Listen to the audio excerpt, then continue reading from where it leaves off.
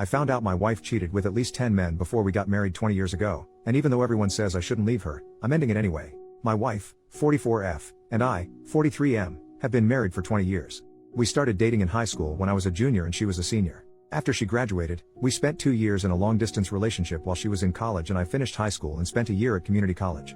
After that, we went to college in the same city for a year and moved in together. We got married the summer after I graduated from college. Our marriage has been pretty great overall, but I recently initiated a divorce after discovering that she had been sleeping with multiple other men during the 2 years we were long distance. Just after Christmas, we got together with a few friends of hers from college to catch up, have dinner, and hang out. We talked about a lot of stuff and my wife mentioned that we met in high school, not that we dated, just that we met. Her old college roommate commented that it was crazy that we met in high school, had a few wild years in college, then ended up together. I played along and commented that I didn't know if my wife was as crazy as I was. The roommate started to tell a story, but my wife cut her off and said she was uncomfortable about it. I sensed something was up, so I said that we actually started dating in high school and were together for my wife's entire time at college. All of my wife's friends got real quiet and the rest of the dinner was awkward. On the way out, one of her other roommates took me aside and said I should have an honest conversation about what happened at college. I asked my wife on the way home and she kind of blew me off. I told her it was important that she was honest with me and again she said it wasn't important. When we got home, I told her I was going to stay at my brother's house until she was ready to talk about what happened in college. The next day she came over and admitted to sleeping with several men during her first 2 years at college. She said she didn't consider it a big deal at the time because we were long distance and she didn't think a high school romance would last.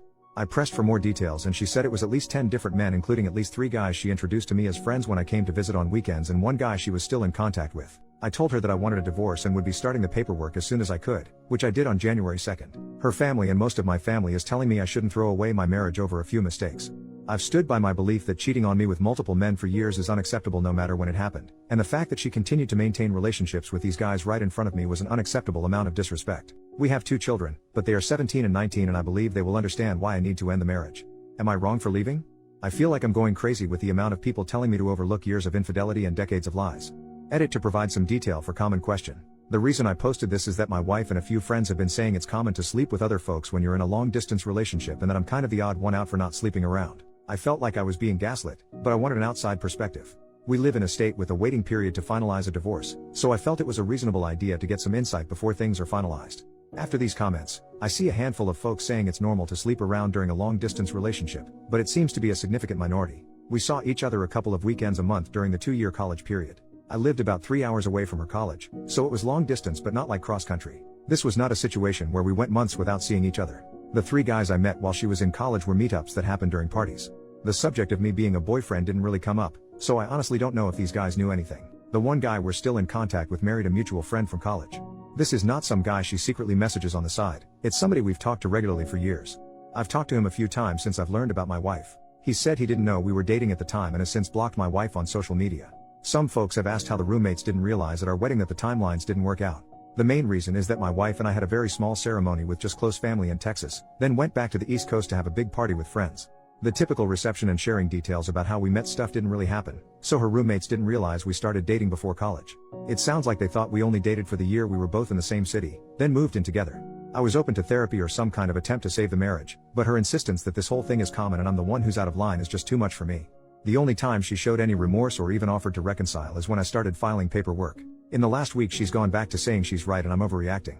This is also why I feel like I'm being gaslit. It seems obvious that this is a major issue, but I've got my wife and others telling me it's normal and I'm overreacting. I'm not getting a paternity test unless my kids want to get one. I don't have any doubts that they are biologically mine, and no test will make them not my kids.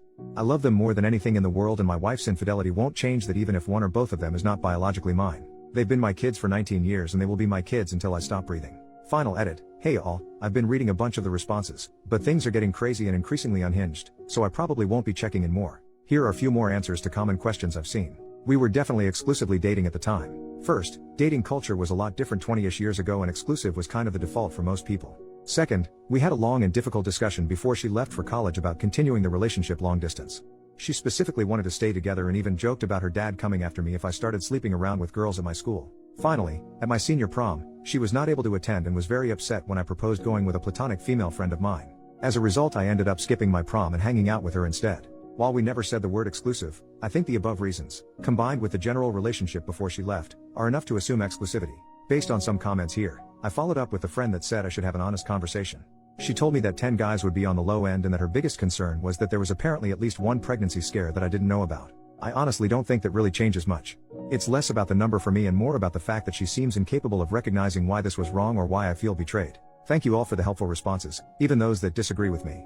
I will still be open to therapy if she's willing, but I honestly feel like it would be more about us being successful co-parents and finding closure than saving our marriage. Update, 1 month later. First, let's talk about the things I learned about the situation in college. After talking to my wife in sessions and texting with 2 of her roommates, it's clear that her roommates knew something was up in college. They said they thought the situation was weird and likely involved cheating. My wife had told them that we both had some wild times in college and worked it out before we got married, so they never really brought it up. The roommate who pulled me aside recently was uncomfortable with the fact that my wife clearly didn't talk it through with me, and wanted me to know. As far as being introduced to guys she slept with, apparently that was not intended. For one of the guys, he ended up dating and then marrying one of our mutual friends from college. This is the guy she was in contact with. In the other situations, she initially blamed me in the counseling session, but has now agreed it was bad. When I went to visit her, she planned to hang out in the room or just hang out together alone, but I wanted to go to a few parties because in high school and community college, I didn't really have parties to go to.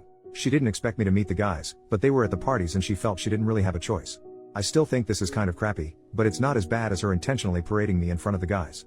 Most of our discussions in therapy has been talking about why I think it's a big deal and she doesn't. She initially said that none of these guys were in relationships with her and it was mostly one-night stands or friends with benefits. Since she didn't view them as romantic relationships, she didn't see the big deal, her words not mine. My opinion is that we never said that was okay and she actively prevented me from doing the same. After digging into this across 2 sessions, and my wife talking to some friends, she now agrees that it was a breach of our trust and relationship. This is the shared understanding that has helped us talk about this situation more honestly and helped us get from arguing to talking, which is why I'm optimistic about co-parenting.